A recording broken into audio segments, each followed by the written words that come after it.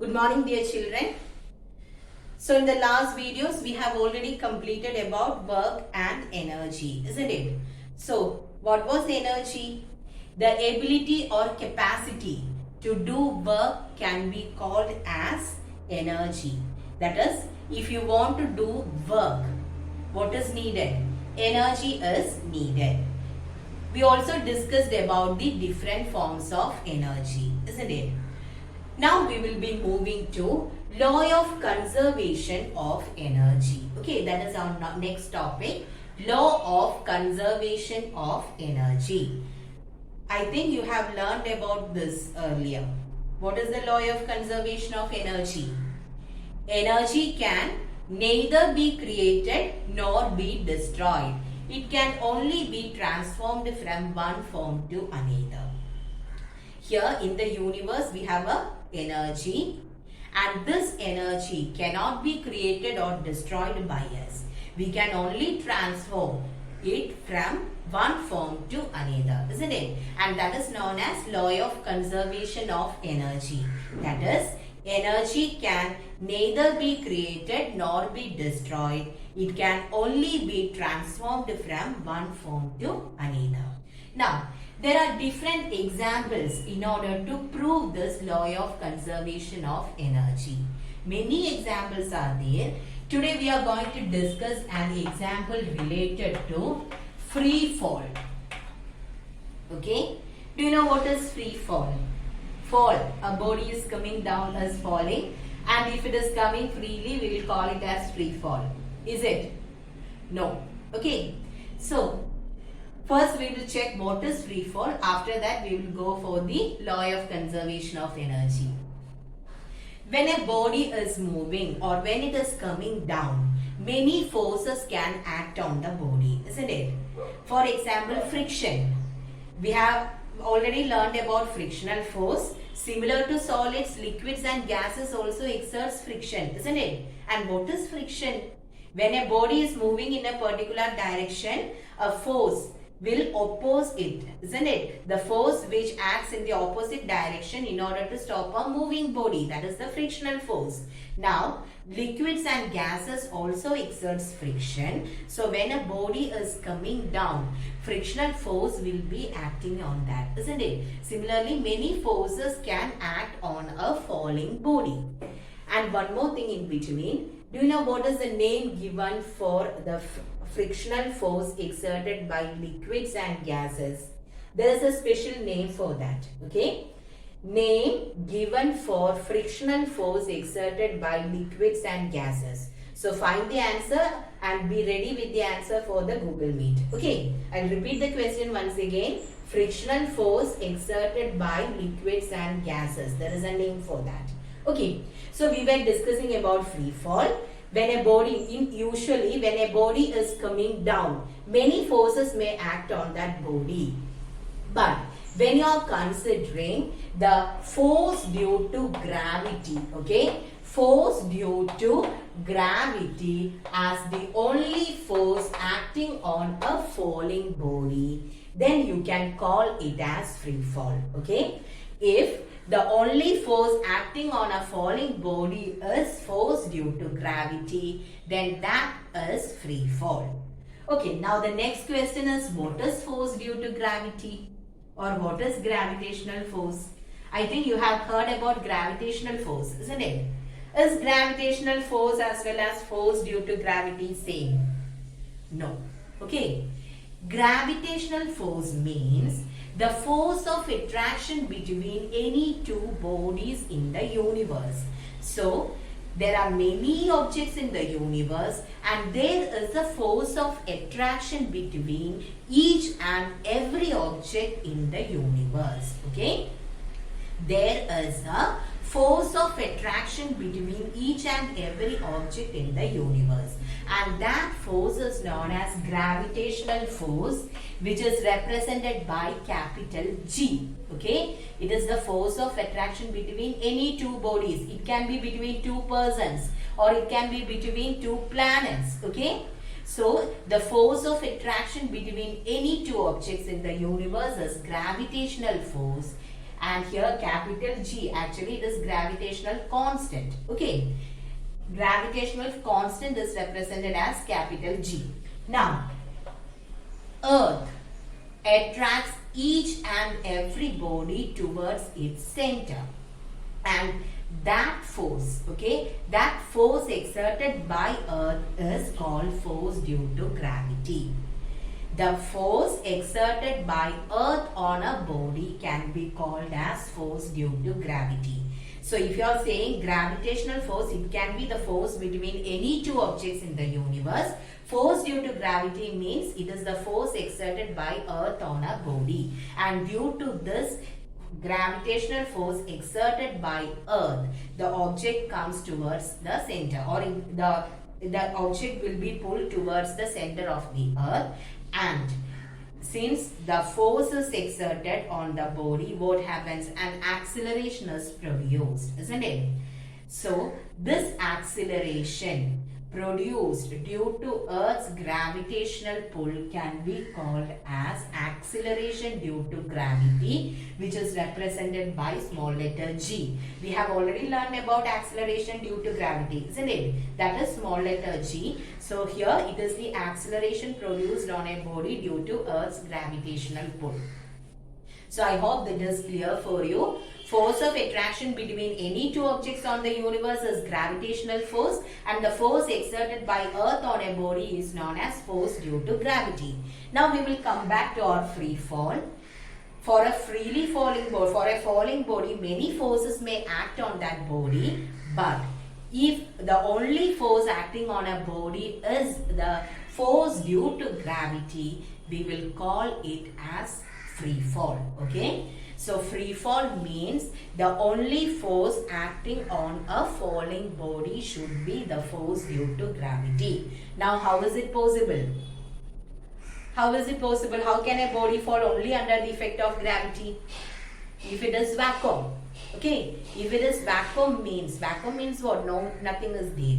So if it is vacuum, then the only force acting on that body will be the gravitational force exerted by the Earth. Okay, so I hope it is clear for you. So we were discussing about free fall. If a body is coming down only due to the influence of Earth's gravitational pull, we will call it as free fall. Okay, so I am considering a body of mass m. Let m be the mass of the body. I will put it as small letter m. Okay, small letter m be the mass of the body. Let this body be placed at a height of h from the ground. So this is the surface. This body is placed at a height of h from the surface. Now, we are going to prove that the total energy of this body is conserved. That means when you check the total energy possessed by this body at any point when it is coming down, okay, this body is placed at a height of h from the surface. When it is coming down, when we check the energy, total energy possessed by the body, it will be same at any instant. Okay, and if you are getting the same answer, that means the total energy of the body is conserved. Okay, so in order to prove law of conservation of energy, we are going to consider an example related to free fall. We have a body of mass m placed at a height of h from the surface. Now we are going to calculate the energy possessed by this body at two different places. Okay, let A be the height that is the starting point of the body, and B near the earth's surface.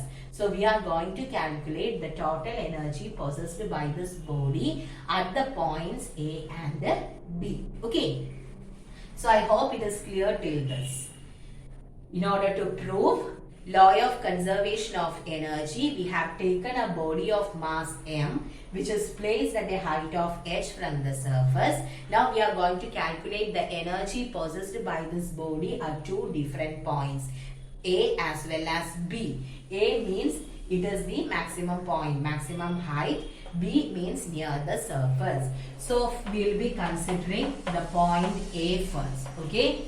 Now when you are considering mechanical energy, we have already learned about mechanical energy, isn't it? The energy possessed by a body due to its position or motion, that is known as mechanical energy, and mechanical energy is the sum of kinetic and potential energy. So at these two different points we will check how much will be the kinetic as well as potential energy. After that we will calculate the total mechanical energy possessed by the body. Clear? So first I'll be considering the point A. At A, what will be the kinetic energy? What is the standard equation for kinetic energy? It is half mv square, isn't it? That is the standard equation for kinetic energy. Now, K is equal to half into, what is the mass of the body? M stands for mass. Mass is m. Now, what about the speed or velocity of the body? When you are considering the point A, is the body moving? No.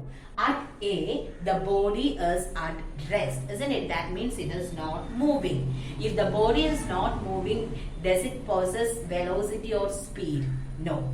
Speed or velocity will be there only for moving bodies, isn't it? So, since the body is at rest at the point A, what happens? Velocity will be equal to 0. So what will be the kinetic energy possessed by this body at the point A? It will be equal to 0. Okay. Now we will be moving to potential energy. What is the equation to calculate potential energy? It is mgh, isn't it? So here m is the mass of the body. Acceleration due to gravity is represented by the letter g. This body is placed at a height of h from the ground. So, the potential energy possessed by the body will be mgh. Okay. So, at point A, the body is in the state of rest. So, there is no kinetic energy for the body and the energy possessed will be only potential. That is mgh. So, what is the total energy? Total energy will be 0 plus mgh, which is equal to mgh. Okay. That will be the total energy possessed by the body at the point A. Now we will be moving to the point B. Now the body was moving down. Let the velocity of the body be v. And it comes closer to the earth's surface. B is a point on closer to the earth's surface. Now at B, what will be the kinetic energy possessed by the body? Kinetic energy is half mv square. So half into mass of the body is m into, now I told you the body is moving with the speed or velocity v. So half mv square. Okay. So half mv square will be the kinetic energy possessed by the body near the earth's surface. What about the potential energy? mgh. M is the mass, g is acceleration due to gravity, and at b, what about the height? It is 0, isn't it? Because B means it is closer to the earth's surface. So the height of will be equal to 0. mg into 0, which is equal to 0. So at the point B, the body will be possessing just the kinetic energy. Okay. Now listen carefully. We have considered the free fall of a body of mass m and we have calculated the total energy. Total energy possessed by the body at two different places. That is at maximum height. A means at maximum height and B means near the earth's surface. And what is the conclusion from this? At the point A, the energy possessed by the body is just the what? Potential. Okay, the energy possessed by the body will be only potential. Now when it comes down, what happens? When it reaches the earth's surface, it possesses only kinetic energy, isn't it? So what happened here?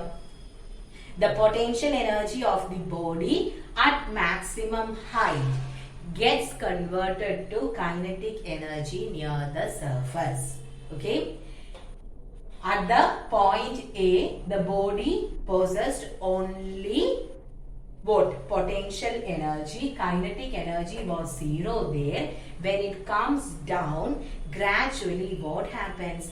kinetic energy starts increasing and potential energy starts decreasing. When it reaches the surface, it possesses only kinetic energy. That is, potential energy gets converted to kinetic energy.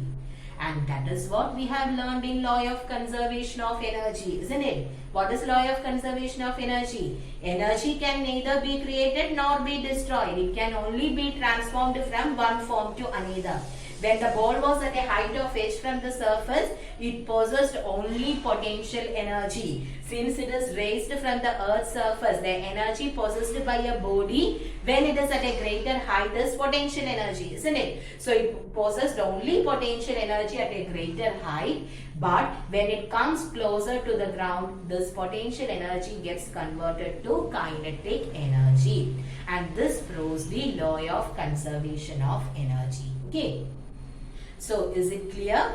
Now, actually when you check the total energy here, at this point the total energy of the ball will be, or the body will be only due to potential, it is mgh. Near the surface the total energy is only due to kinetic, it is half mv square. But when we check the values, these two will be equal. Okay, that is the total energy possessed by this body at any instant will be same. At top it will be only due to potential, at the bottom only due to kinetic. When you consider the exact center, the energy possessed by the body will be half kinetic and half potential. Okay, that is at any instant total energy will be same.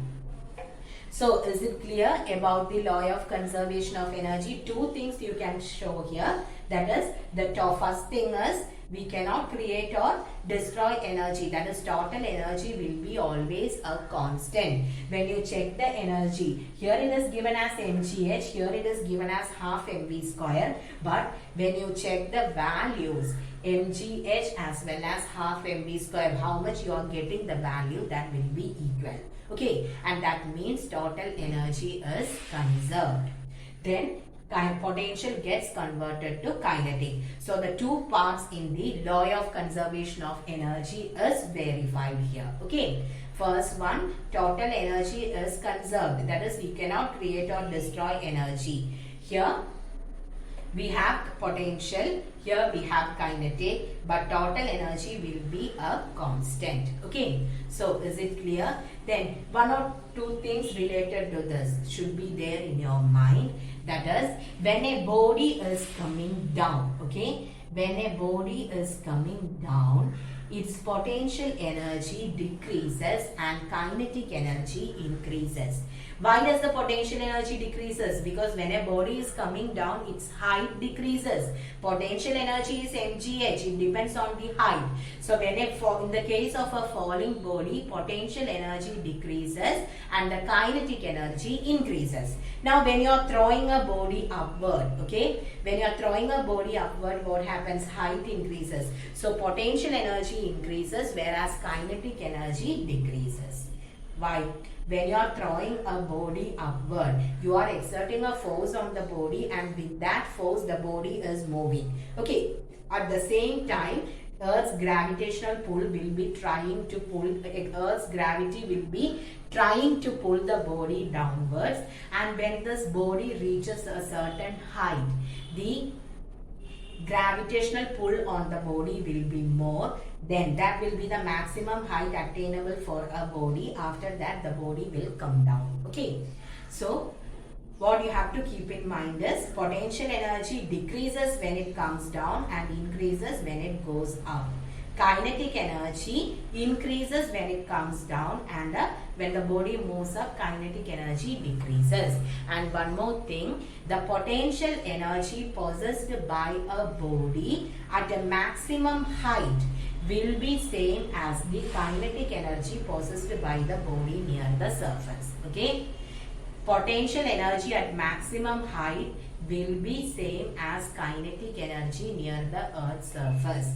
So what is the reason for this? Because total energy of a system will be always conserved. Okay, so it's a very important concept. You should be thorough with this. When height increases, potential energy increases, kinetic energy decreases.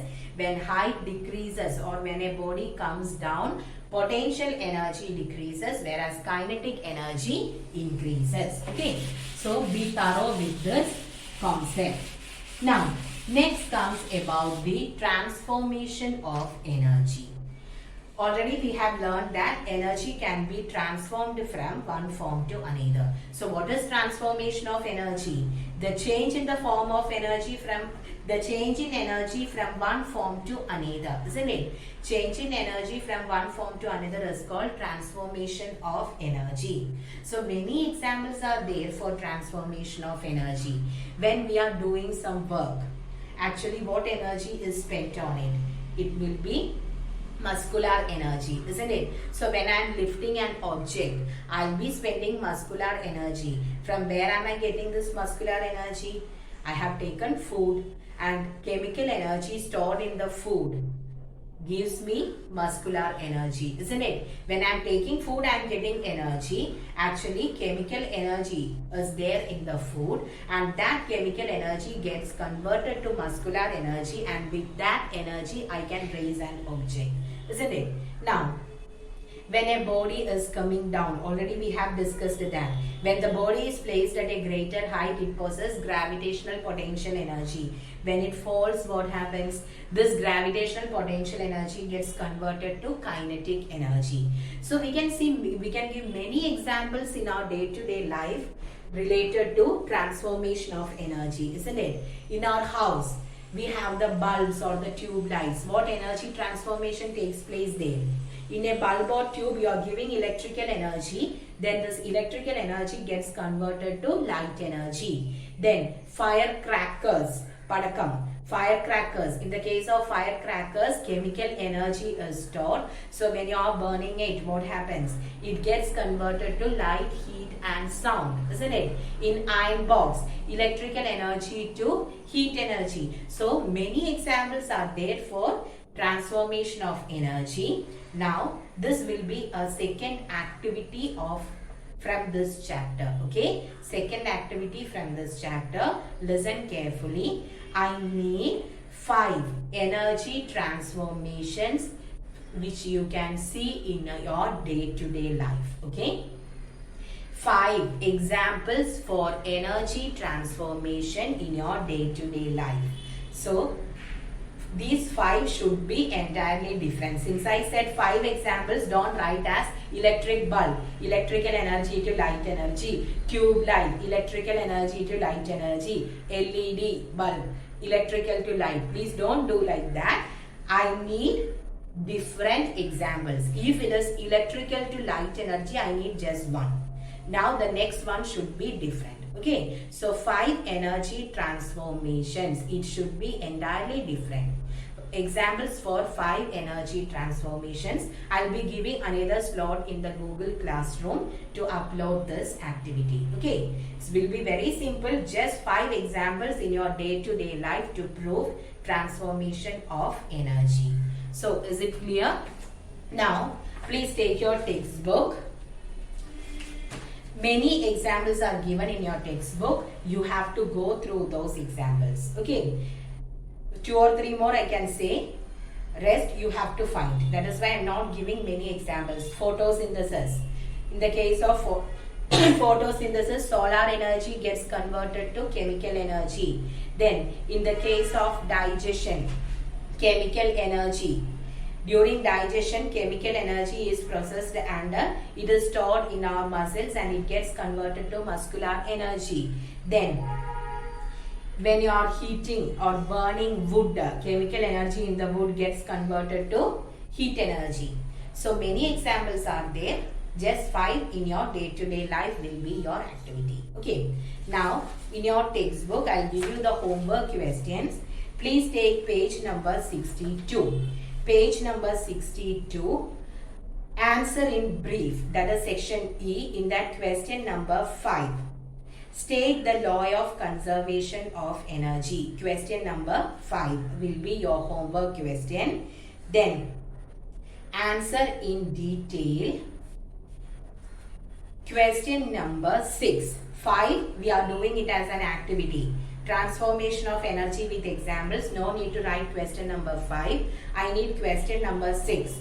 Show that total energy of a body is conserved. So please draw the diagram and explain that. Don't simply copy the entire thing given in your textbook. Make it, cut short it and make it into your own words. Okay. So just 2 questions I have given from this video, That is question number 5 from answer in brief and question number 6 from answer in detail. Okay. So thank you, children.